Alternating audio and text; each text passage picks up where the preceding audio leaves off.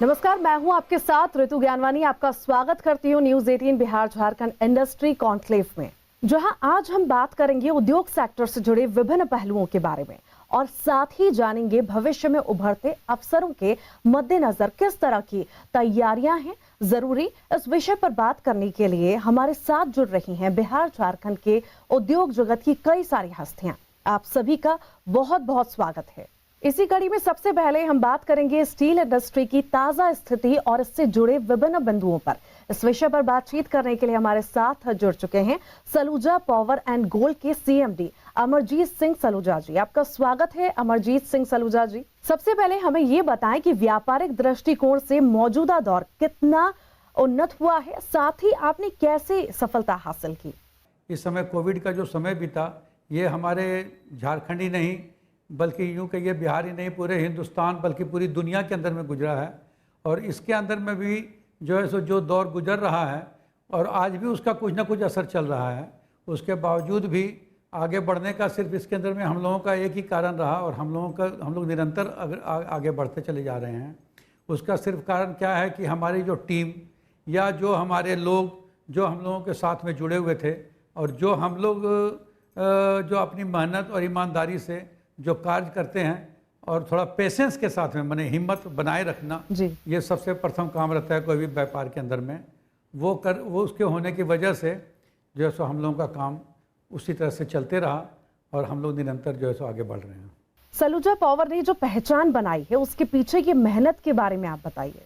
एक हमारी जो अपनी टीम है, जैसे हमारे परिवार है, बच्चे हैं, वो भी हमारे साथ में जुड़ के आए और हमने हमेशा क्वालिटी के ऊपर में और उन्नत टेक्नोलॉजी, जिस टेक्नोलॉजी के अंदर में जो है सो माल बनना चाहिए और उसमें भी जो अच्छी से अच्छी टेक्नोलॉजी है वो हमेशा हम लोग प्रयासरत रहे और इसीलिए हम लोग जो है सो आज इस मुकाम पर पहुँचे हैं। अमरजीत सिंह सलूजा जी, युवा पीढ़ी को आप क्या संदेश देना चाहते हैं? युवा पीढ़ी आज के दिन हमारे देश के अंदर में बहुत अच्छी तरह से और पढ़ लिख गई है और बहुत समझदार भी हो गई है, लेकिन मैं युवा पीढ़ी को अपनी ओर से ये संदेश देना चाहता हूँ कि वो सिर्फ पढ़ने लिखने के बाद में वो सिर्फ नौकरी के भरोसे में या सरकारी नौकरी या किसी नौकरी के भरोसे में न रहें, क्योंकि सभी को नौकरियाँ देना और सभी के पास में नौकरियाँ होना ये मैंने पॉसिबल नहीं है।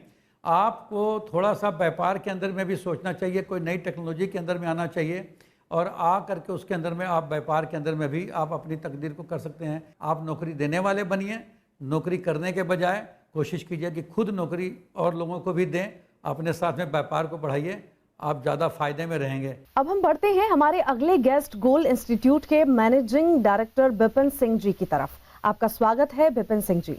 बिपिन सिंह जी, सबसे पहले ये बताएं कि गोल इंस्टीट्यूट के रिमोट एरिया के लिए क्या प्लानिंग है? एक तो वैसे स्टूडेंट जो गोल से जुड़े हैं या फिर जो नहीं जुड़ पा रहे हैं, जो गांव में हैं, खासकर जिन्हें जो सुविधा संपन्न नहीं है, उन्हें पटना आना, तैयारी करना थोड़ा टफ तो होता है उनके लिए।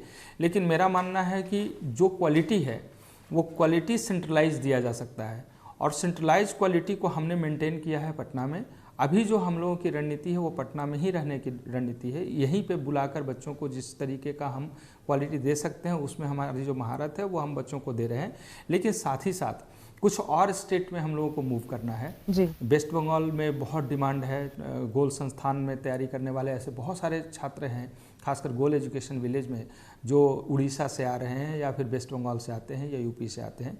तो मुझे दिख रहा है कि वेस्ट बंगाल में एक बड़ा डिमांड है इस गोल का। तो एक रणनीति है कि हम बिहार, झारखंड, छत्तीसगढ़ के अलावा वेस्ट बंगाल में मूव करें, उड़ीसा में और भी कुछ सेंटर्स हम लोग डालें। तो ये तो हमारी रणनीति है। रह गई बात कि बिहार में या झारखंड में जो सुदूर गांव में या फिर छोटे कस्बे में छात्र रह रहे हैं उनको कैसे जोड़ा जा सकता है।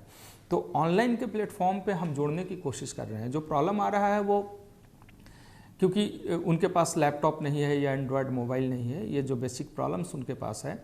लेकिन धीरे धीरे लोग अब ये समझ गए हैं कि कम पैसे में अगर तैयारी कराना है तो ऑनलाइन का प्लेटफॉर्म है।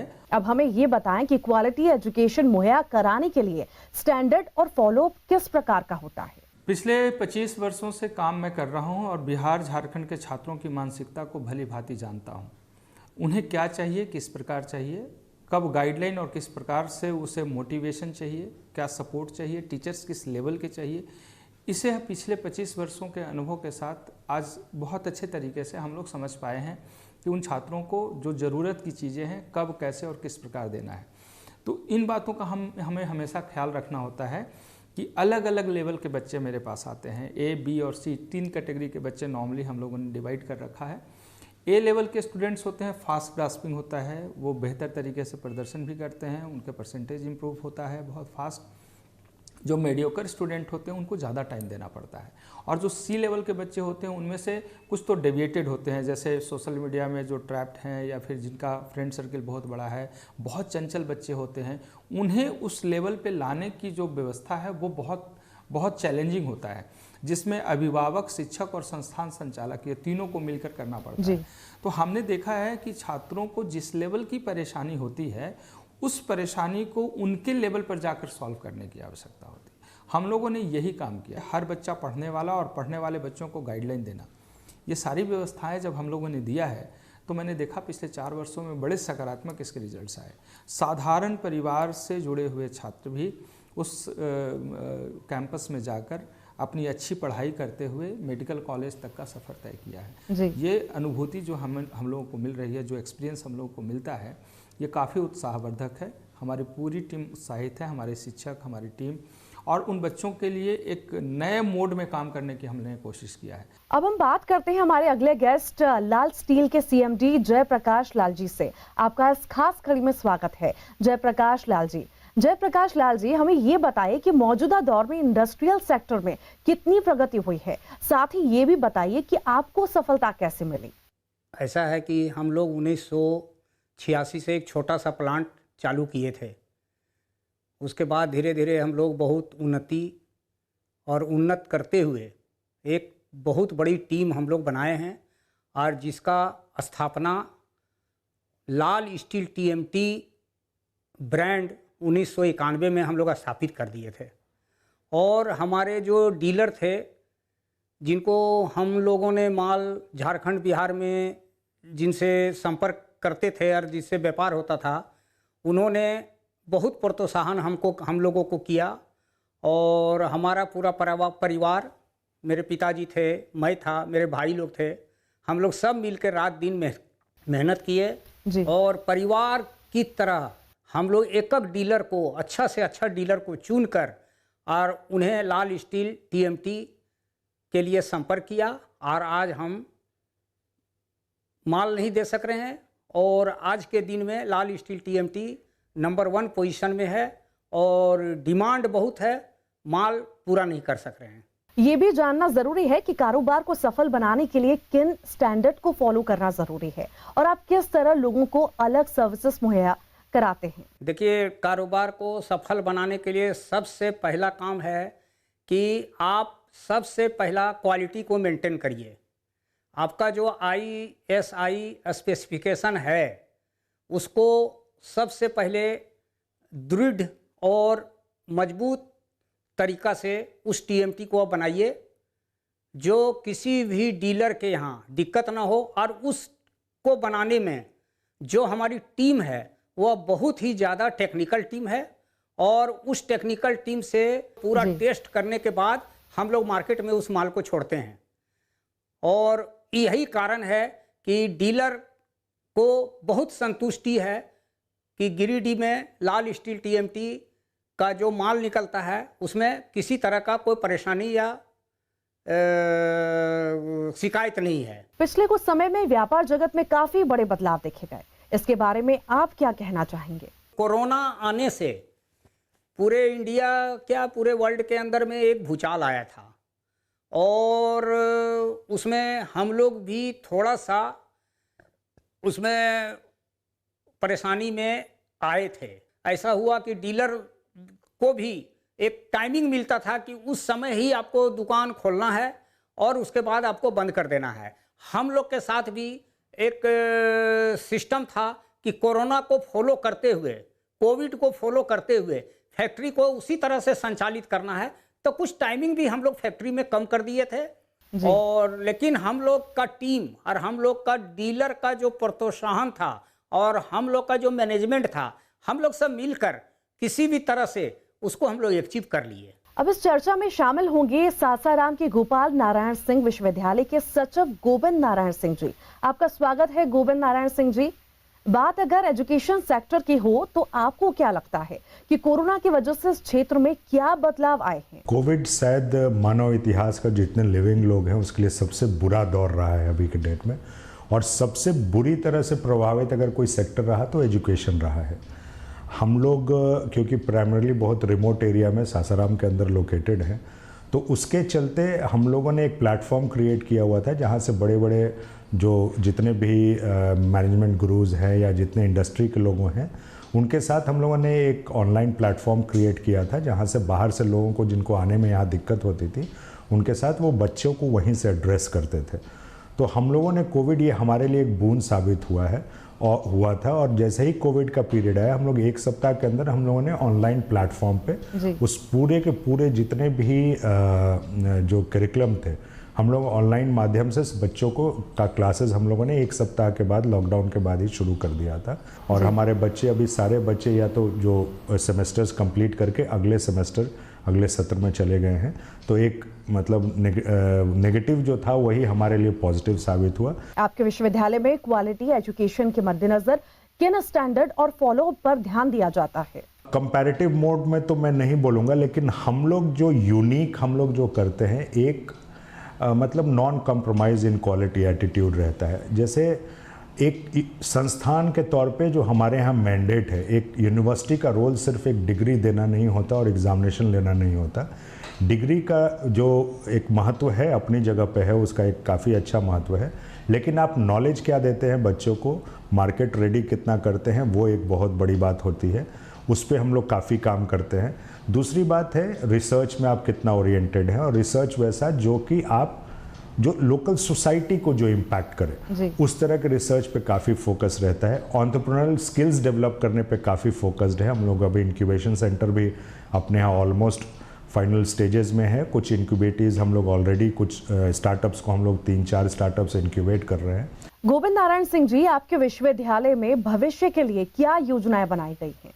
प्रेजेंट में हम लोग अभी 11 कोर्सेज रन कर रहे हैं, जिसमें medical, paramedical, pharmacy, nursing, management, IT, agriculture, law, library science, commerce, इस तरह के कोर्सेज हमारे यहाँ रन कर रहे हैं। और बहुत ही जल्द हम इसमें कोविड के चलते थोड़ा विलम्ब हो गया है, हम लोग एजुकेशन, डिज़ाइन, उसके बाद फिर आपको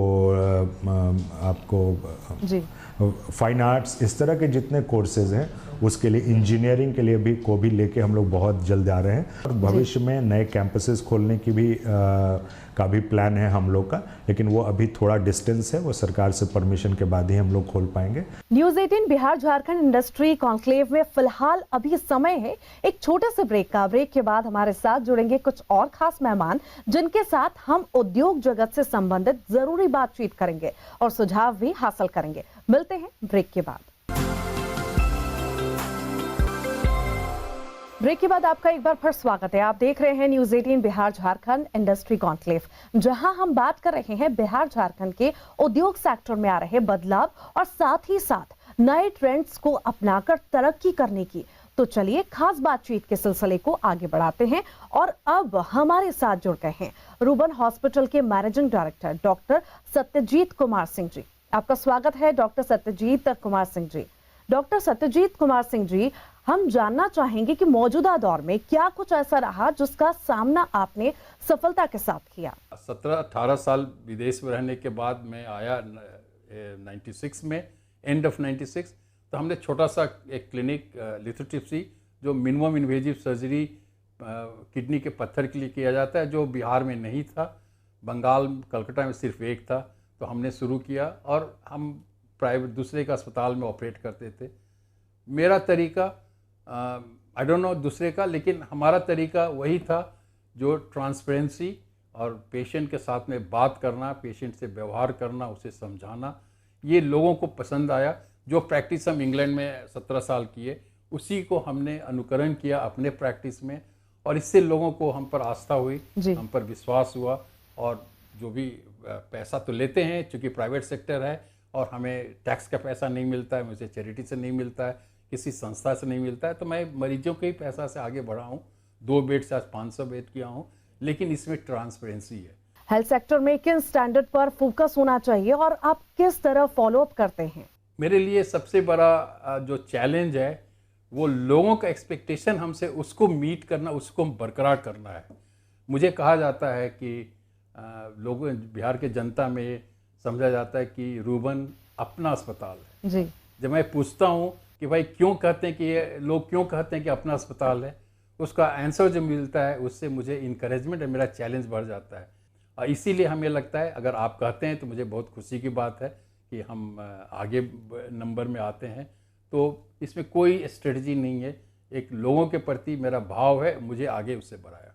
डॉक्टर, प्री कोविड और पोस्ट कोविड के लिहाज से आप जनमानस के लिए क्या खास संदेश देना चाहेंगे? हमारे कुछ पहले के जनरेशन में इतना बड़ा महामारी नहीं हुआ था, और जो मेरा एटीट्यूड है कि जो कोई विपदा आता है हम पे या हमारे समाज पे, ये मेरे लिए एक चैलेंज और एक अपॉर्चुनिटी है कि अपने आप को मैं क्या कर सकता हूँ। इस चैलेंज को मीट करने के लिए हम अपने, मैं उम्र नहीं करना चाहता हूँ, मैं बहुत उम्रदार नहीं हूँ, लेकिन मेरे साथ में उम्र के लायक कुछ कोमॉर्बिडिटी है, लेकिन हम खड़े होकर के 24 घंटा अपने डॉक्टरों, अपने नर्सेज को प्रोत्साहित करता रहूं।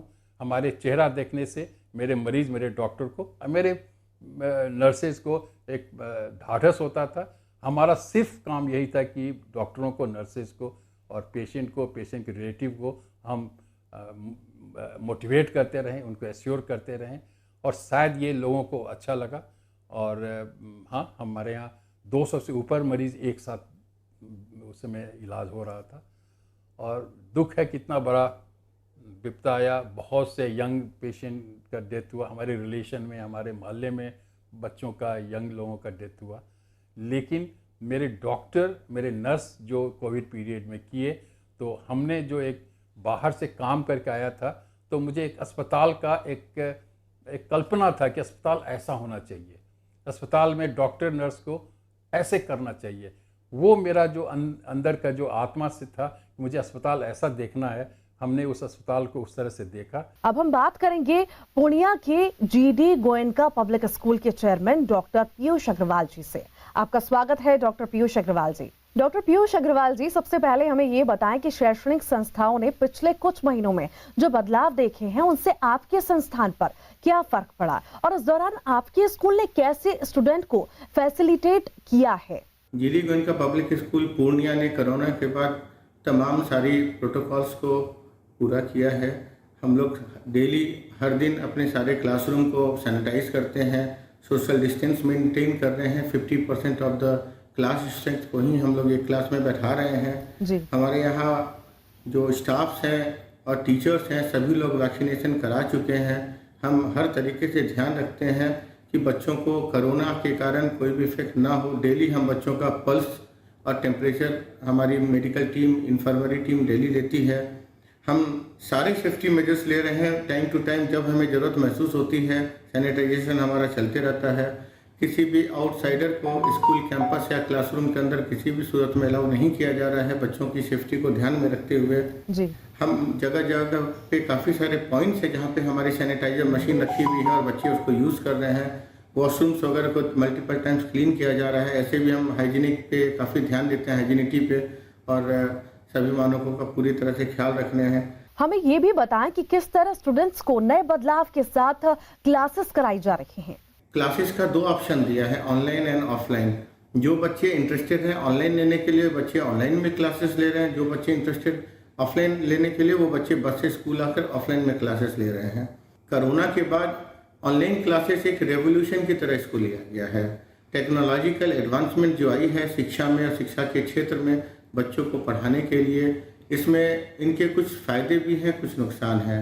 फ़ायदे ये हैं कि बच्चे एक क्लासरूम तक सीमित नहीं हैं, वो चाहे जितना आज के दिन ऑनलाइन क्लासेस में एक्सप्लोर कर सकते हैं, अपनी जिज्ञासा को, अपने ज्ञान को बढ़ा सकते हैं। जितना चाहेंगे उतना एक्सप्लोरेशन कर सकते हैं जी। ऑफलाइन क्लासेस में भी बच्चों को आई कॉन्टैक्ट मिलता है टीचर के साथ में, तो टीचर को समझने में बड़ी आसानी हो जाती है कि हमारे बच्चे हमसे कितना सीख रहे हैं, कितना समझ रहे हैं। जीडी गोयनका में हम बहुत स्पेशली ध्यान रखते हैं कि हमारे हर बच्चे क्लासरूम के अग्रिम श्रेणी में आकर के बैठें और एक अच्छे नंबर के साथ पास हों। हमारे सारे टीचर्स काफ़ी ज़्यादा टेक्नोलॉजिकल इक्विप्ड हैं। हमारे सारे टीचर्स जो हैं काफ़ी कुछ अच्छा कर रहे हैं और एक ऑनलाइन क्लासेस को लेकर के इनकी ट्रेनिंग्स भी चल रही है और अपने आप को आज के समय परिवेश के हिसाब से सारे टीचर अपडेट भी रख रहे हैं। हम काफ़ी कुछ टीचर्स को प्रोवाइड कर रहे हैं, हर तरह का सपोर्ट हम प्रोवाइड कर रहे हैं जिससे नया कुछ भी हो रहा हो ऑनलाइन या ऑफलाइन आफ्टर कोरोना हमारे टीचर उसे एजुकेट करके हमारे बच्चों को उसका फायदा कराएं। अब इस चर्चा में शामिल होंगे अंशुल होम्स के मैनेजिंग डायरेक्टर राहुल सिंह जी। आपका स्वागत है राहुल सिंह जी। राहुल सिंह जी, ग्राहक संतुष्टि के लिए किन मापदंड को ध्यान में रखना चाहिए और क्या आप कोई खास स्टैंडर्ड्स फॉलो करते हैं? देखिए, अभी चूंकि कोविड की वजह से बहुत नुकसान तो हुआ हर प्रोडक्ट में, लेकिन कहीं न अंशुल होम्स का क्वालिटी कंप्रोमाइज ना हो, इसके लिए हम लोगों ने एक स्ट्रैटेजी ये बनाई कि जितने भी मतलब हम लोग तो जो प्राइमरी स्टील है या प्राइमरी सीमेंट हम लोग यूज कर रहे हैं उसी को कंटिन्यूटी रखने के लिए हमने आज के समय में हमने फ्लैट जो सेल आउट था उसको हमने कम कर दिया। क्योंकि जब हम लोग अगर आज के दिन अगर फ्लैट सेल आउट ज़्यादा करते हैं तो हमें इसी प्राइस में कस्टमर भी मुझे नहीं दे पाएंगे वो प्राइस जो मुझे चाहिए और हम कहीं ना कहीं कंप्रोमाइज़ करने के मोड में आ जाएंगे। तो मैं आज के दिन जो भी कस्टमर जितने भी कस्टमर हमारे बुकिंग ऑलरेडी हैं उसको मैंने फिक्स करके उसी को मेंटेन किया और जहां भी हमारा आगे पीछे होगा फ्यूचर में 1 साल बाद जब मेंटेन हो जाएगी मार्केट तो हम लोग हाई प्राइस में प्रोडक्ट को बेचेंगे, क्योंकि हमने क्वालिटी से कंप्रोमाइज नहीं करना। हम लोगों को क्वालिटी बिल्कुल कंप्रोमाइज नहीं करते हैं जी। तो ये चीजें हैं जो कि आज की डेट में जो प्राइस मुझे नहीं मिल पा रहा है उसको हम 1 साल बाद सेल आउट करें सो दैट कि कस्टमर के पॉकेट में भी पैसा हो, वो मुझे वो एक अच्छा प्राइस मुझे दे सके फ्लैट का और उसी को जो भी हम लोग यहाँ नुकसान हुए हैं उनके प्राइस से हम लोग मेंटेन कर सके, तो सो दैट कि उनका भी वो प्रोडक्ट मिल सकता है फ्यूचर में जी। कोई भी कंप्रोमाइज नहीं होगा, कोई भी कंप्रोमाइज नहीं करेंगे क्वालिटी में और जो भी नुकसान हुआ है उन नुकसान को हम लोग आज के दिन भले ही काम को हल्का स्लो करेंगे बट क्वालिटी से न कंप्रोमाइज करते हुए अगले साल हम लोग कंप्रोमाइज करते हुए क्वालिटी को मेंटेन करके रखेंगे। उद्योग क्षेत्र में उभरती नई संभावनाओं और प्रयासों से जुड़े विभिन्न बिंदुओं पर आज इस खास कड़ी में हुई बातचीत सार्थक रही और हमारे साथ जुड़े हस्तियों ने जरूरी जानकारी भी सभी के साथ साझा की। इसी के लिए आप सभी का धन्यवाद और इसी के साथ ही अब मुझे दीजिए इजाजत। नमस्कार।